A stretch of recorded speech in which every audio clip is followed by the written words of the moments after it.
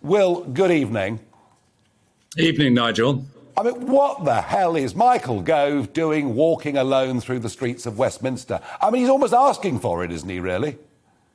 Yeah, it's quite baffling. I mean, with the barometer of hate at the moment, with the various different protest groups, whether they be environmental or anti-vax or otherwise, there's a very, very hostile air at the moment, with certain groups.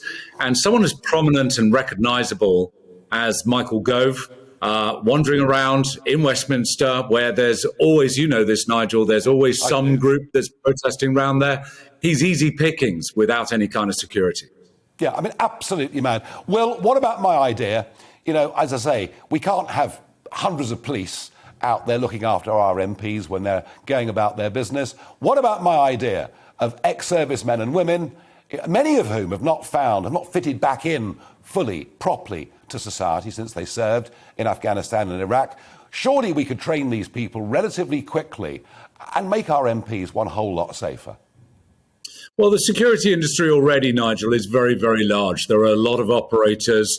And in this country, we have a thing called the Security Industry Authority, which is the authority that licenses individuals to carry out security taskings, whether they be contract security, working on offices or in retail environments, or all the way up to, as I am, a fully licensed close protection officer.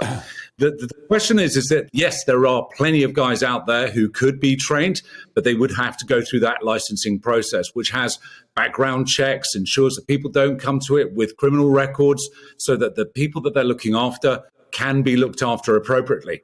The question really, Nigel, is down to budget. It's whether the government wants to assign that budget. Now, I know that the royalty and diplomatic protection teams within the Met, they're very, very good, but they're very understaffed. I know that certainly a couple of friends of mine who are in there, they've been even going to guys who've subsequently retired and asking them to come back.